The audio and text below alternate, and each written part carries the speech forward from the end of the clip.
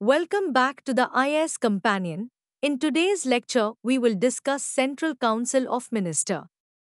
The Constitution of India establishes a parliamentary system of government, mirroring the British model. Within this framework, the Council of Ministers, led by the Prime Minister, functions as the actual executive authority.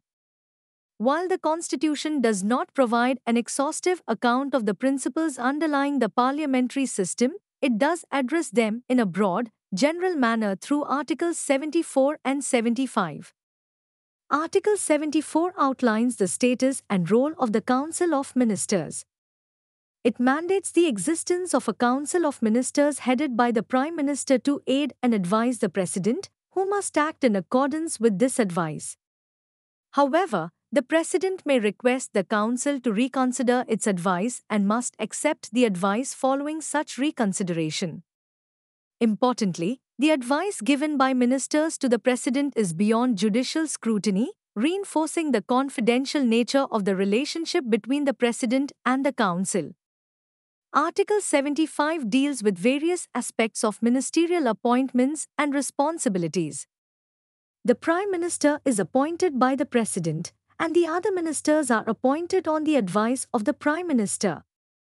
Notably, the total number of ministers cannot exceed 15% of the total strength of the Lok Sabha, a provision added by the 91st Amendment Act of 2003. Additionally, any member of parliament disqualified for defection is also disqualified from being appointed as a minister, another stipulation introduced by the 91st Amendment.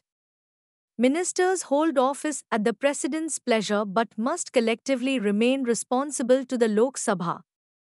They take oaths of office and secrecy administered by the President, and a minister who is not a member of either House of Parliament must secure membership within 6 months to continue in office.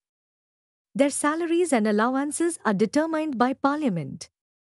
Article 77 specifies the conduct of business of the Indian government, stating that all executive actions must be expressed in the President's name. Orders and instruments executed in the President's name must be authenticated as per rules specified by the President, and such authentication ensures their validity. The President is also responsible for making rules for the more convenient transaction of government business and allocating responsibilities among ministers. Article 78 outlines the duties of the Prime Minister, which include communicating all decisions of the Council of Ministers to the President, providing information as requested by the President, and submitting for the Council's consideration any matter decided by a minister but not considered by the Council.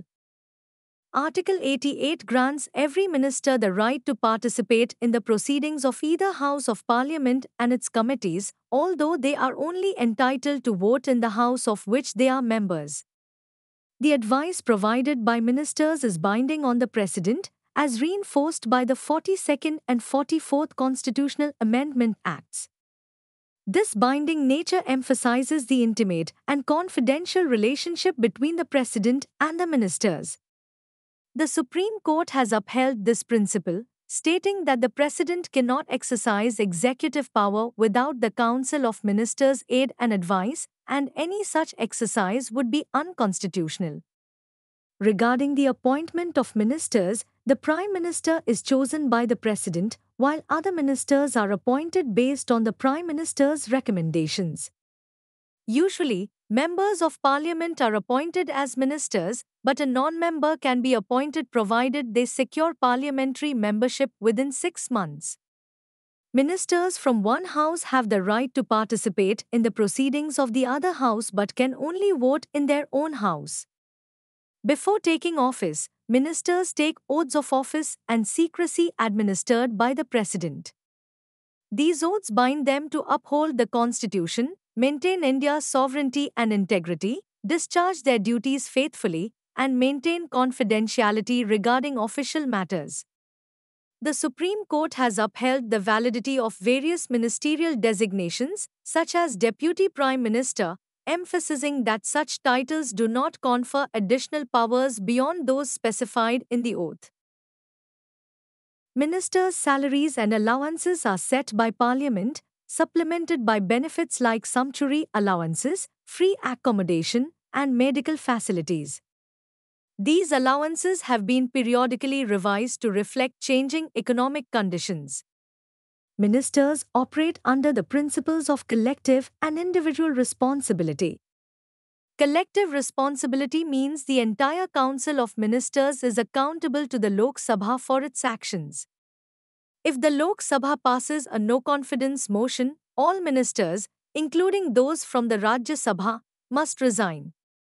The Cabinet's decisions bind all ministers, who must support them publicly and privately.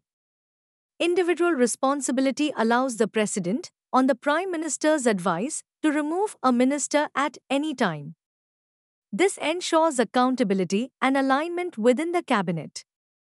The Council of Ministers comprises three categories: Cabinet Ministers, Ministers of State, and Deputy Ministers. Cabinet Ministers head major ministries and participate in cabinet meetings, playing a crucial role in policymaking. Ministers of State may have independent charge of ministries or work under cabinet ministers, while deputy ministers assist both categories without independent charge. The cabinet, distinct from the larger Council of Ministers, is the supreme decision-making body, formulating policies, coordinating administration, managing crises, and advising the President. However, the inner cabinet or kitchen cabinet, an informal group of trusted advisors, often wields significant influence. This smaller body can make decisions more efficiently but may reduce the broader cabinet's authority and involve non-official individuals in government decisions. Despite its informal nature, the inner cabinet has played a pivotal role in governance, reflecting similar practices in countries like the USA and Britain. Thank you.